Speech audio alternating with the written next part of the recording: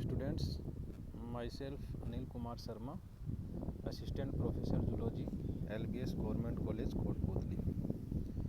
आज हम nervous system की फिजियोलॉजी के बारे में अध्ययन करेंगे। मल्टी सेल्यूलर ऑर्गेनिज्म में शरीर की विभिन्न क्रियाएं दो अलग अलग तंत्रों के द्वारा नियंत्रित होती हैं। एक तंत्र में जिसमें रसायन स्रावित होते हैं, हार्मोन्स कहलाते हैं, हार्मोनल सिस्टम। वह दूसरा तंत्र तंत्रिका तंत्र कहलाता है। तंत्रिका तंत्र की क्रियाशीलता अंतःस्रावी तंत्र की अपेक्षा अधिक शीघ्रता से होती है।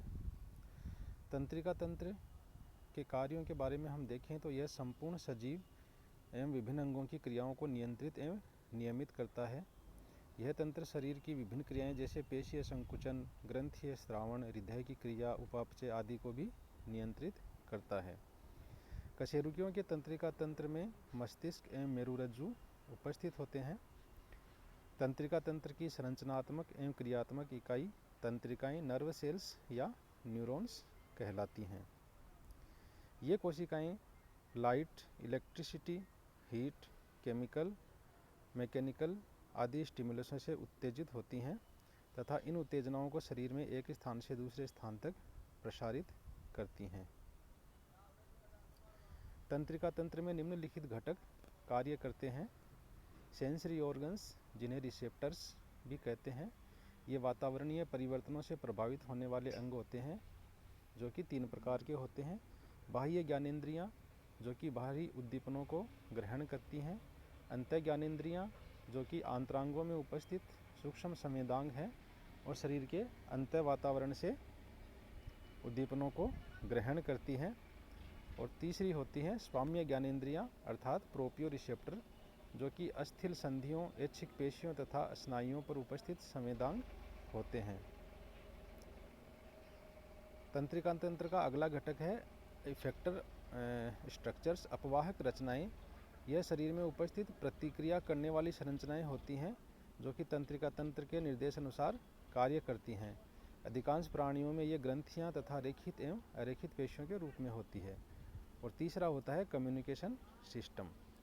जो नर्व सेल्स है, न्यूरॉन्स हैं, उसकी स्ट्रक्चर के बारे में हम देखें तो यह शरीर में उपस्थित सबसे बड़ी कोशिका मानी जाती है।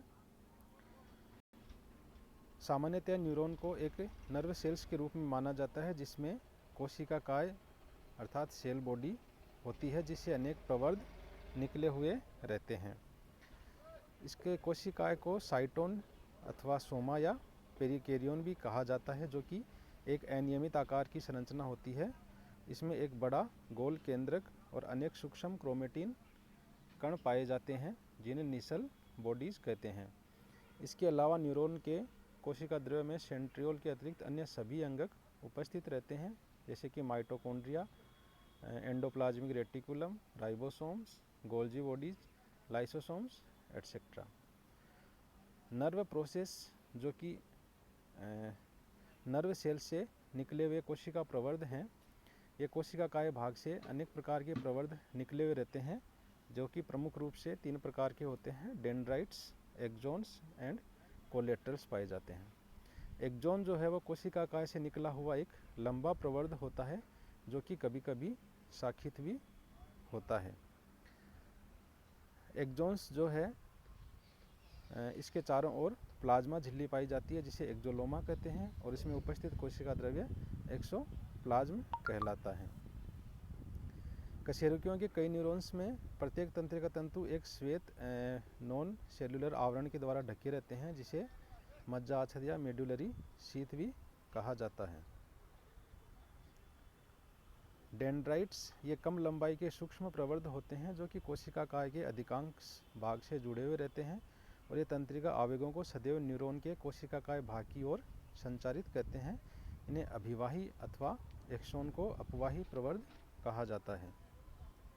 कोलेट्रल्स, कुछ न्यूरॉन्स में एक्सोन की अनेक छोटी छोटी एवं कोमल शाखाएं भी निकली हुई रहती हैं, जो कि कोलेट्रल्स कहलाती हैं।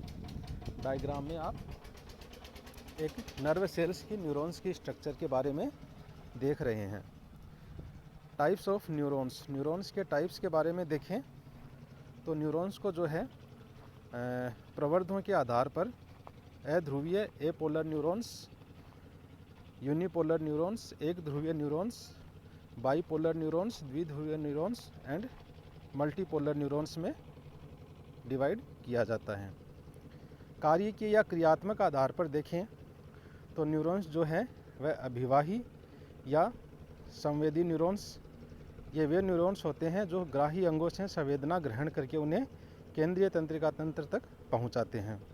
अपवाही या चालक न्यूरॉन्स वे न्यूरॉन्स होते हैं जो कि केंद्रीय तंत्रिका तंत्र से प्रभावी या कार्यकारी अंगों जैसे कि पेशियों अथवा ग्रंथियों तक उत्तेजना को लेकर जाते हैं।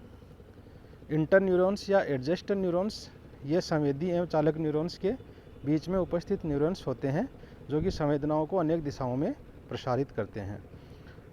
लास्ट है तंत्रिका स्रावी न्यूरॉन्स, न्यूरोसिक्रेटरी न्यूरॉन्स, ये तंत्रिकीय हार्मोन्स का स्रावण करते हैं। Okay, thanks students.